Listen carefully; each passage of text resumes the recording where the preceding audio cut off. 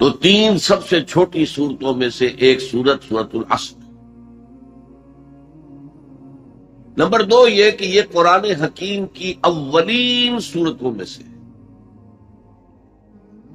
قرآن کا اسلوب یہ ہے جو سورہ ہود میں بیان ہوا،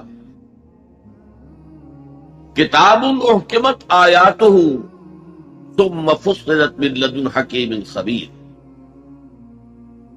یہ ایک ایسی کتاب ہے کہ جس کی آیات پہلے محکم کی گئی اور پھر ان کی تفصیل بیان کی گئی اس ذات کی طرف سے جو حکیم اور خبیر ہے. ابتدا میں قرآن مجید کی چھوٹی چھوٹی صورتیں، لیکن یہ چھوٹی چھوٹی صورتیں مضامین کے اعتبار سے، حکمت کے اعتبار سے، ہدایت کے اعتبار سے اس محاورے کے مانند ہے کہ دریا کو یا سمندر کو کوزے میں بند کر دیا جائے. تیسری بات یہ کہ یہ قرآن حکیم کی جامع ترین صورت ہے. میرے انداز بیان کو پہچانیے. پہلے میں نے کہا یہ قرآن مجید کی مختصر ترین صورتوں میں سے ایک ہے. پھر میں نے عرض کیا یہ قرآن حکیم کی اولین صورتوں میں سے ایک ہے. اور اب میں کہہ رہا ہوں یہ قرآن حکیم کی جامع ترین صورت ہے. قرآن مجید کا موضوع ہے ہدایت. الف لام میم ذالک الکتاب لا ریب فیہ ھدی للمتقین. رمضان مبارک کی عظمت کے بارے میں بیان کیا. شہر رمضان الذی انزل فیہ القرآن ھدی للناس وبینات من الھدی والفرقان. قرآن سائنس کی کتاب نہیں ہے، اگرچہ سائنٹیفک ریفرنسز قرآن میں ہیں. قرآن تاریخ کی کتاب نہیں ہے، قرآن فلسفے کی کتاب نہیں ہے. یہ کتاب ہدایت ہے، فکری ہدایت، عملی ہدایت. اور وہ ہدایت جو ہے اس سورہ مبارکہ میں مختصر ترین الفاظ کے اندر سمو دی گئی. چنانچہ میں یہاں آپ کو امام شافعی رحمت اللہ علیہ کے دو قول سنانا چاہتا ہوں جو اس سورہ مبارکہ کے بارے میں. آپ نے فرمایا لو تدبر الناس هذه السورہ لوسعت. اگر لوگ صرف اس ایک سورت پر تدبر کریں، غور کریں، سوچیں، فکر کریں تو یہ ان کی ہدایت کے لیے کافی ہو جائے. اس سے بھی زیادہ بڑا قول جو مفتی محمد عبدہ نے اپنی تفسیر پارہ عم میں بیان کیا ہے، لو لم ينزل من القرآن سواها لکفت الناس.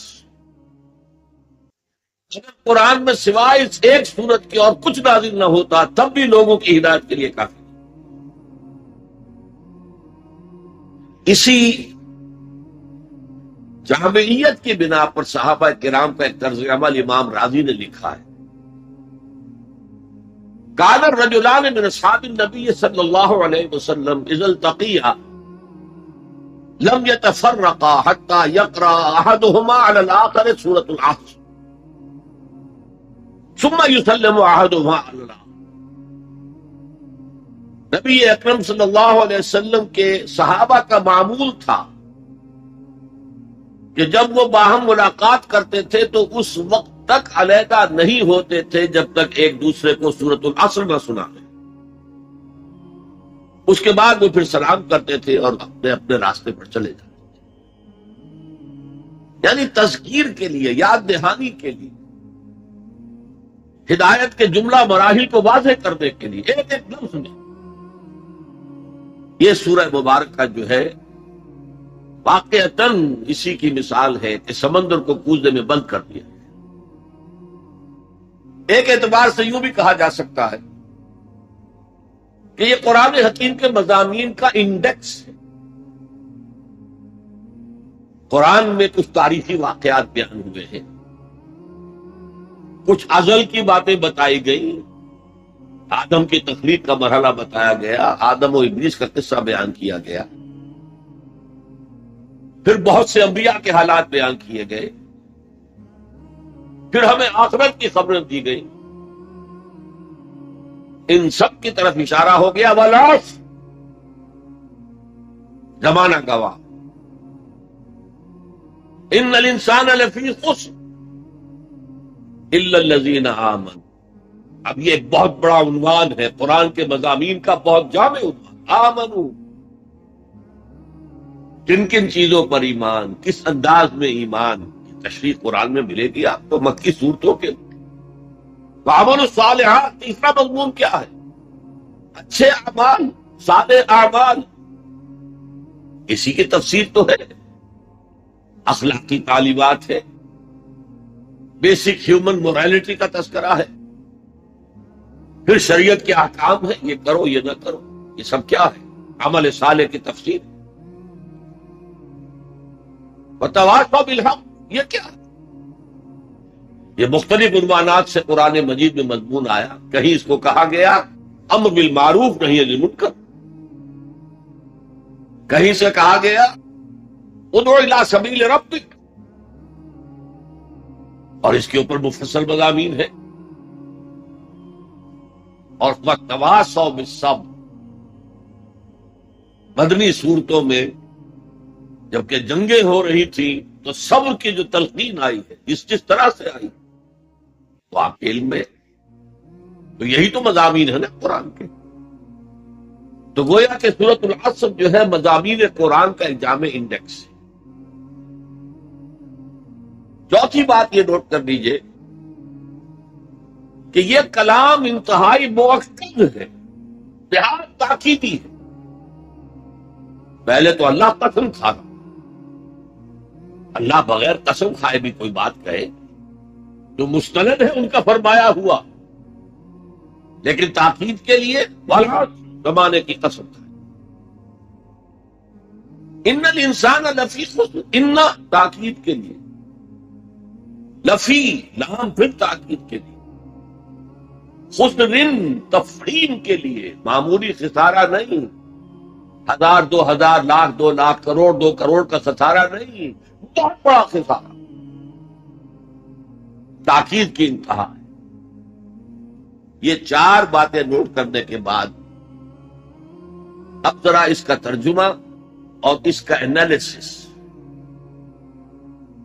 دیکھیے۔ آیتیں 3 ہیں، والعصر، زمانے کی قسم ہے۔ یہ کلام مفید نہیں بنتا، اس سے کوئی معنی سمجھ میں نہیں آتے جب تک یہ معلوم نہ ہو کہ کس بات پر قسم کھائی جائے۔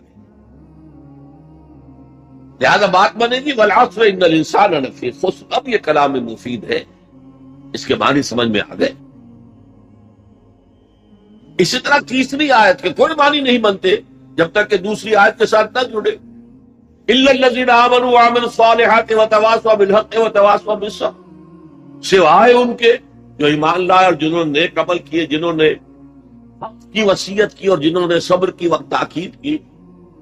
یہ اللہ سے کلام شروع ہو رہا ہے تو مستثنا ہے نا، مستثنا منہ کیا ہے، کس سے مستثنا کیا جا رہا ہے؟ دوسری آیت کے ساتھ جوڑیں گے تو معلوم ہوگا کہ ہاں اب یہ کلام مفید ہے۔ ان الانسان لفی خسر الا الذین آمنوا وعملوا الصالحات وتواصوا بالحق وتواصوا بالصبر۔ اس سے کیا بات سامنے آئی؟ انگریزی میں جب آپ انالیسس کرتے ہیں کمپلیکس سینٹنس کا تو اس کا پرنسپل کلوز ایک ہوتا ہے۔ پرنسپل کلوز کیا ہے؟ ان الانسان لفی خسر۔ یہ اپنی جگہ ایک مکمل جملہ ہے، مکمل مفہوم کا حامل۔ اگرچہ پہلی آیت بھی اسی کے ساتھ جڑ جائے گی، تیسری بھی جڑ جائے گی، اور یہ تینوں مل کر بھی ایک جملہ بنتے ہیں۔ زمانے کی قسم ہے تمام انسان شدید گھاٹے میں ہے سوائے ان کے جو ایمان لائے اور جنہوں نے نیک عمل کیے اور جنہوں نے حق کی وصیت کی اور جنہوں نے صبر کی وصیت۔ اب ذرا اس جملے کو اپنے ذہن اور شعور کی سطح پر لکھ لیجئے یا لوح قلب پر کندہ کر لیجئے۔ زمانے کی قسم ہے تمام انسان خسارے میں ہے، گھاٹے میں، سوائے ان کے جو ایمان لائے اور جنہوں نے نیک عمل کیے اور جنہوں نے ایک دوسرے کو حق کی وصیت کی اور جنہوں نے صبر کی وصیت. اس جملے کو بار بار پڑھیے، بار بار پڑھیے، بار بار پڑھیے اور پھر کچھ نتیجے نکالیں. اس جملے میں کامیابی اور ناکامی کا ایک معیار ہمارے سامنے آ جو ہمارے عام طور پر ذہنوں میں معیارات قائم ہیں کامیابی کے، ان سے بالکل مختلف. ہم کسے کامیابی سمجھتے ہیں؟ جو زیادہ دولت مند ہے زیادہ کامیاب ہے، جس کی جائیداد زیادہ ہے زیادہ کامیاب، جس کی تجارت بہت پھیلی ہوئی ہے زیادہ کامیاب ہے، جس کے پاس عہدہ بہت بڑا ہے زیادہ کامیاب ہے. یہی ہمارے کامیابی کی تصورات ہیں. ان تمام تصورات کی نفی ہے. کامیابی ان چیزوں سے متعلق ہے ہی نہیں. کامیابی تو ان چار چیزوں سے متعلق ہے: ایمان، عمل صالح، تواصی بالحق، تواصی بالصبر. یہ ہے تو کامیابی ہے، یہ نہیں ہے تو کوئی کامیابی